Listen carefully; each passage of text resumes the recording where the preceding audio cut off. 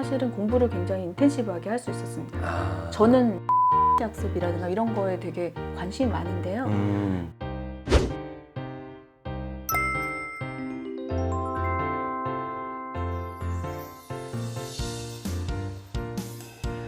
여러분 안녕하세요. 너때말입니다. 오늘은 국민대학교 디자인 사이언스학과 AI 디자인 전공을 하고 계시는 주다영 교수님 모셨습니다. 교수님 안녕하세요. 네, 안녕하세요. 교수님, 우리 학계에서 엄청나게 바쁘신 분인데 이렇게 와주셔서 고맙습니다. 네, 아니 불러주셔서 감사합니다.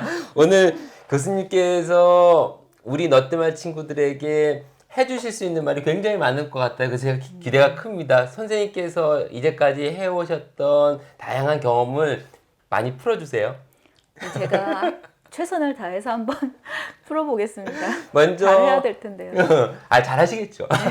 먼저 교수님 소개 좀 부탁드리겠습니다. 네, 안녕하세요. 저는 국민대학교 디자인 사이언스학과 AI 디자인 전공을 맡고 있는 주다영 교수라고 합니다. 여러분, 네. 이름부터 너무 멋지지 않습니까? AI 디자인 전공? 이거 다 제가 여쭤볼 거니까 여러분 기대하시고요. 선생님 양력을 좀 봐야 됩니다. 선생님, 대학교 전공이 뭐셨죠? 제가 이제 이 질문을 많이 받는데 대학교 전공이 뭐냐고 말을 하려면 제가 일단 한숨을 딱 쉰 다음에 긴 시간을 설명을 해야 됩니다. 긴 시간 말씀해 주셔도 됩니다. 네. 왜냐하면 우리 친구들에게 진정한 융복합이 무엇인가를 알려주고 싶은 게 이 채널의 특징이기 때문에 네. 선생님의 삶 자체가 융복합이에요, 여러분. 그래서 우리 한번 잘 들어봅시다. 예. 네, 교수님이 허락을 해주셔서 제가 한번 말씀드릴게요. 일단 저는 이과 계열에 있다가 예체능으로 전환을 해서 고등학교 때 홍익대학교 미술대학에 순수 예술인 회화과로 진학을 했습니다. 그리고 홍익대학교 미술대학에서 복수 전공 제도라는 걸 처음 만들어서 총 6년짜리 제도로 만들었던 1기로 시각 디자인과를 복수를 전공했고요. 6년 과정이었는데 4년 반 정도에 좀 빠듯하게 마쳤습니다. 그리고 이제 수업을 많이 들었던 거죠, 꽉 차게. 그리고 이제 졸업을 하면서 그 당시에 이제 디자인하고 예술 회화가 생각보다 많이 다르더라고요. 제가 느끼기로는 회화라는 순수 예술에서 이제 디자인, 시각 디자인이나 상업 예술로 가는데 그 사이가 좌뇌 우뇌 정도의 차이가 있는 걸로 느꼈어요. 사고 방식. 왜냐하면 회화는 굉장히 어떻게 보면 예술을 위한 예술일 수도 있고 자기가 이제 자기의 길을 쭉 간다고 하면 시각 디자인은 대중이라는 소구 계층이 있었기 때문에 완전히 다른 관점에서 봐야 되더라고요. 그리고 그 당시에 컴퓨터라는 것도 알게 됐습니다. 원래는 컴퓨터를 몰랐던 거죠. 그래서 누르면 터지는 줄 알았는데 컴퓨터에 빠져서 컴퓨터실 관리자도 하고 컴퓨터 조립도 하고 하면서 컴퓨터를 많이 이제 익숙하게 됐는데 그 계기는 시각 디자인과의 당시 학과장이셨던 안상수 교수님께서 제가 이제 시각 디자인과 복수 전공하게 된 계기이기도 한데요. 제가 1, 2학년 때 저희 야외 스케치전이라는 게 있어요. 그래서 야외 스케치전에 가서 그림을 그리고 그냥 전시를 하는데 학교 내에서 학생들 학교 내에서 하는데 안상수 교수님이 그걸 사셨어요. 사셨다는 게 뭐예요? 제 그림을 사셨어요. 그래서 사시면서 한번 보자고 하시면서 그때 천리안 통신에 들어가는 모뎀을 주시면서 통신을 꼭 시작하라고 당시로서는 신문물이었던 이제 통신을 하라고 말씀하신 거죠. 진짜 옛날 얘기하는 거죠? 네, 정말 옛날입니다. 저는 옛날 사람이에요. 흑백 TV도 있었어요, 어렸을 때. 지금 말씀하신 거는 네. 대학에서 시각 디자인 복수 전공하면서까지 이야기. 네, 맞나요? 맞습니다. 그래서 네. 그때까지는 잘 몰랐었는데 정말 좋은 선생님을 만나서 그분 덕분에 컴퓨터에 대해서도 알게 되셨고 컴퓨터를 알게 된 거죠.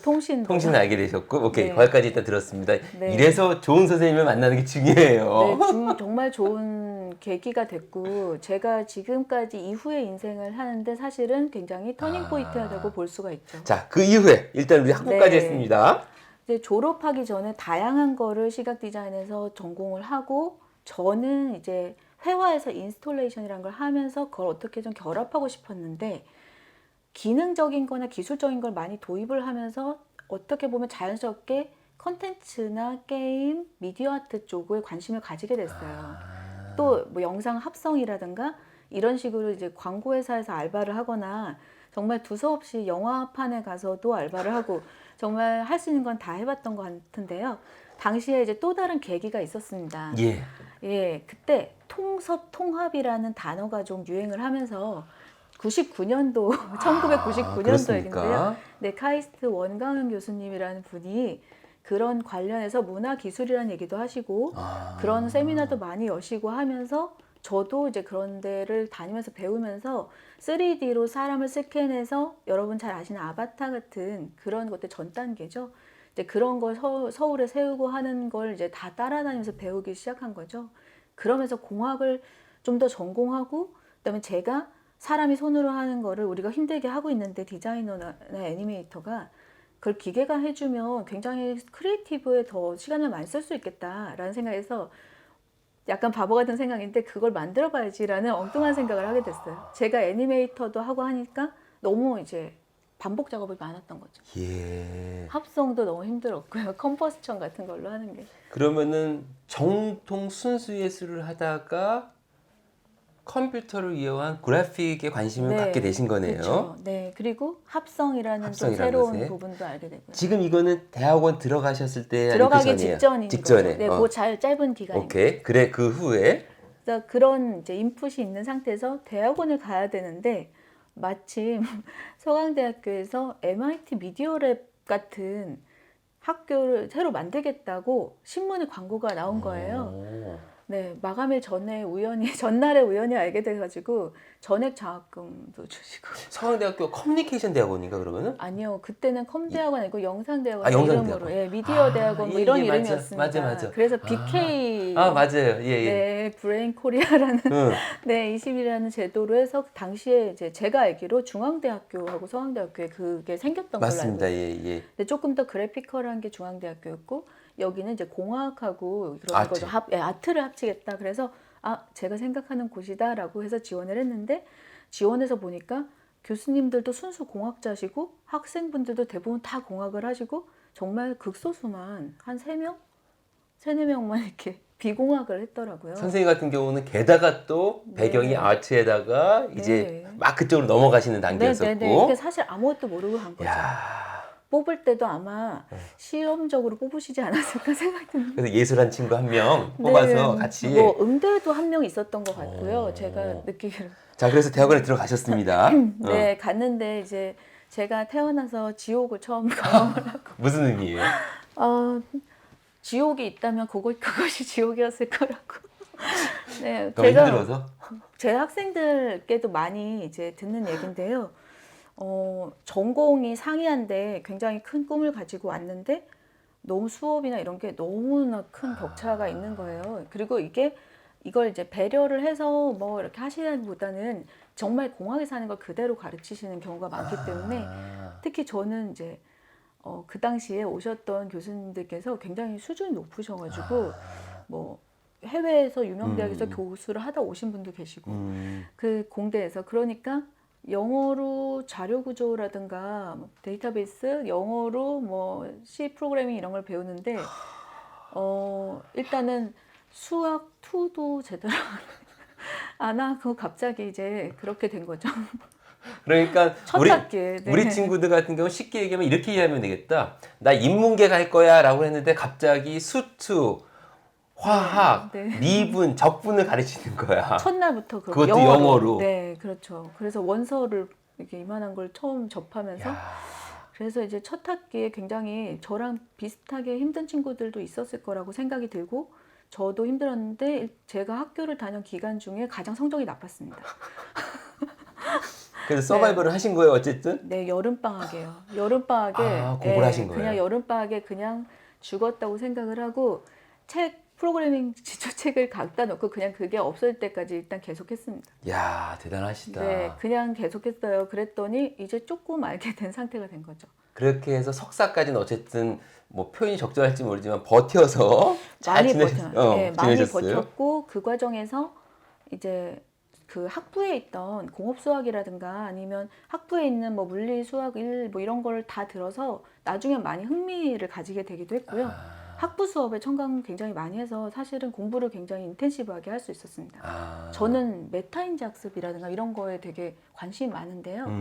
이 자기가 못하는 부분을 정확하게 안 다음에 그 부분을 굉장히 인텐시브하게 짧은 시간에 파고드는 게 그 전체적인 학습 능력도 올려줄 수 있고 그 다음에 전체 맥락을 이해하는 것도 굉장히 좋아지는 경향이 있습니다. 선생님 이 부분 네. 다시 한번 우리 친구들한테 알려주면 좋을 것 같아요. 왜냐면은 그 질문도 드리려고 그랬었거든요. 내가 원래 배경은 A라는 배경인데 B라는 배경으로 가려고 해. 그러면 선생님이랑 똑같이 어려울 거란 말이죠. 그렇죠. 네. 그럼 그것을 극복하기 위해서 선생님이 경험하셨던 시행착오를 되도록이면 안 겪게 할 수 있는 네. 방법을 지금 말씀해 주신 네, 거잖아요. 네, 맞아요. 그거 한 번만 좀 더 강조해 주십시오, 선생님. 네. 일단 저희가 이제 여러분에게 조금 쉽게 저는 저희 대학원 학생한테도 이 얘기를 하는데요. 여러분이 공부를 하실 때 보면 중간고사를 보세요. 그러면 중간고사 볼 때 중간고사 단원이 1에서 전체 12 중에 6까지다. 그러면 1부터 보시잖아요. 그렇죠. 예, 근데 이제 제가 생각하는 학습법은 1, 2단원이나 3단원까지는 사실 대부분 아는 게 많고 그 중에 한두 문제만 모르는 경우가 많거든요. 그럼 일단 아는 거는 일단 두고 모르는 거를 일단은 잡고 하는 거예요. 근데 모르는 거를 집중적으로 파는 네, 거예요. 사실은 이게 수학이든 어떤 과목의 일부라고 해도 우리는 이 전체를 알지 못하기 때문에 이 부분은 다른 영역이에요. 예, 그래서 모르는 걸 보는데 모르는 걸 보면 아예 다른 전공 옮긴 것처럼 모를 수도 있습니다. 그렇죠. 그렇지만 일단 그걸 보는 거예요. 계속 보는데 이게 이제 어떤 분은 뭐 만 시간의 법칙이라는 거 축적의 시간인 것도 있지만 약간 좀 다르다고 생각해요. 그냥 단순한 축적보다는 이건 자기가 정확히 아는 게 뭐고 모르는 게 뭔지를 안 다음에 모르는 걸 파고드는 거예요. 근데 이 학습법은 어떤 영역에 대해서 거의 모를 때 전반적인 걸 알기 위해서 꼭 필요합니다. 하지만 대학원생처럼 자기가 어느 분야를 정해서 한쪽으로 갈 때는 자기가 못하는 거는 좀 포기하고 잘하는 거에 더 깊이를 파고드는 게 훨씬 유리하죠. 하지만 어린 친구들의 경우에는 특히 공부를 하고 있을 때도 메타인지 학습법은 도움이 된다고 생각을 하고요. 제가 말하는 게 완전히 정확한 건 아니지만 일종의 좀 쉬운 예로 말씀을 드렸습니다.